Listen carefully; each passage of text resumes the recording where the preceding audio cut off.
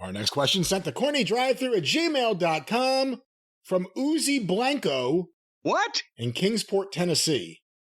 Well, now, wait a minute. Now, Kingsport, Tennessee, one of my old stomping grounds. Love the folks in East Tennessee. I've never heard of Uzi Blanco. All right, well, I'm assuming that may be an assumed name, but here's his question.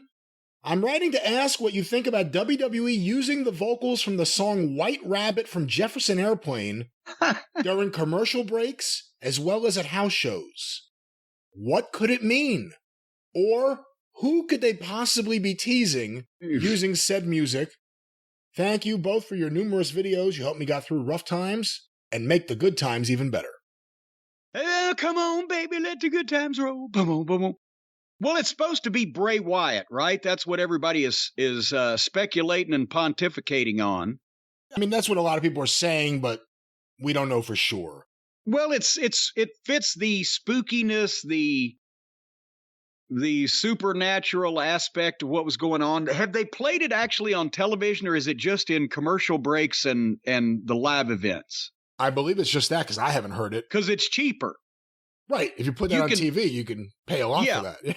You can play music in arenas, and you can play music during commercial breaks in arenas. And a lot of times the arenas have a blanket license. They don't have to record these things. Other times you have to record it and actually turn it in and pay the fee or whatever. But in this case, they haven't put it on television yet. Maybe it's just the grassroots tease kind of thing to get people talking, which is obviously working because they asked the question and they're talking about it.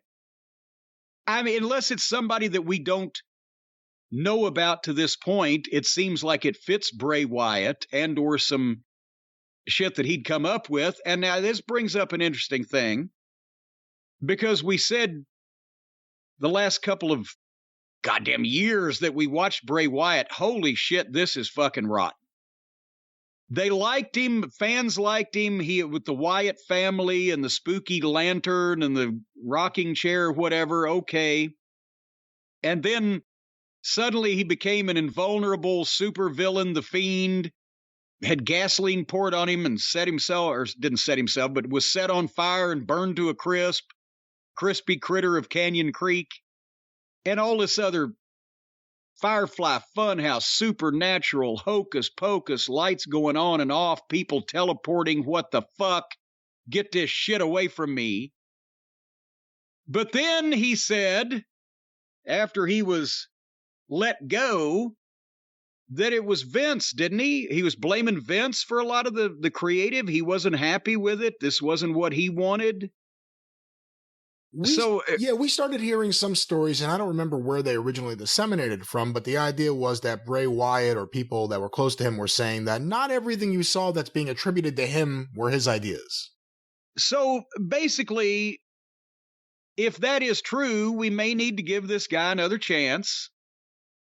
If he comes back and it's spooky and interesting and not silly and fake, then, that would be swell. So we'll see what happens, but it sounds like kind of the stuff that Bray Wyatt was doing. And then they got, who was it? Alexa Bliss was tainted and her mind taken over by him. And then she got his gimmick when he left and blah, blah, blah. I'll keep an open mind. Maybe they will tweak this from the way it was presented under Vince to the way that it wants to be presented under Triple H, and that'll be better or more adult or just not as bad. So we'll see what happens. But if this is Bray, we'll give him another chance. You will give him another chance. I don't know if I'm going to give him another chance. I wasn't a big fan of his whole. Well, I thought you were going to be the reasonable one in this fucking between me and you. I'm willing to give somebody a second chance. Why are you not? You know what bothers me? For all these years, especially with younger people, I don't feel like the Jefferson Airplane or Jefferson Starship or eventually Starship or Hot Tuna or any of the associated acts, Papa John Creech, I don't think anyone got the appreciation they deserved.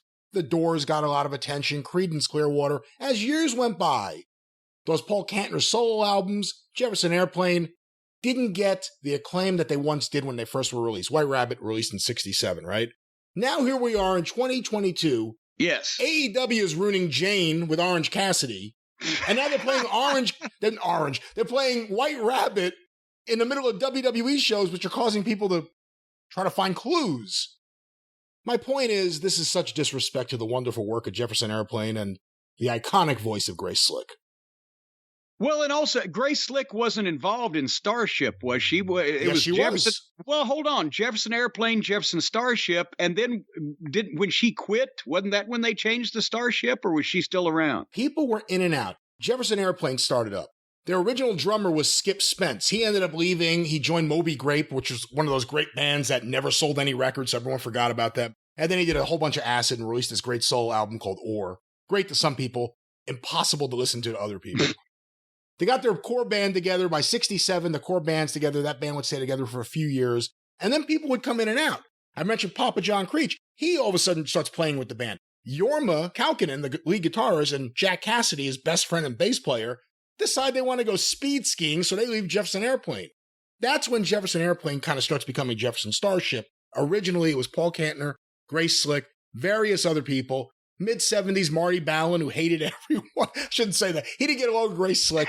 He comes back. They get their biggest hit ever with Miracles. Then eventually he leaves and gets fed up again. Eventually, Paul Kantner stays and Grace leaves, and then she comes back, I believe, and he leaves. And by the time you get to the mid-80s, and We Built This City, and the song from Mannequin, it's Grace Slick, but she's the only original member. She wasn't even an original member. She was the second female vocalist, but the only person from the 60s still associated with the band.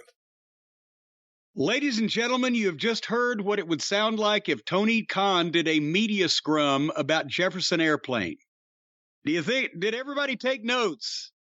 There's going to be a quiz later on. All right, well, let's get some more questions. What was the one guy that came in and left Inka-Dinka-Doo? What was his name? What are you talking about? That fucking guy, you said one name, it sounded like... Papa John Creech? No! The other guy. Jorma Kaukonen? Yeah, that guy, Inka-Dinka-Doo. Oh, come on. He's one of the great guitarists of rock and roll. Hot Tuna? Did you ever listen to Hot Tuna? Indy Calculin. No, I'll tell you what, Hot Tuna gives me bad gas. Oh, boy. I can clear out a fucking room with one fart after a hot dish of tuna.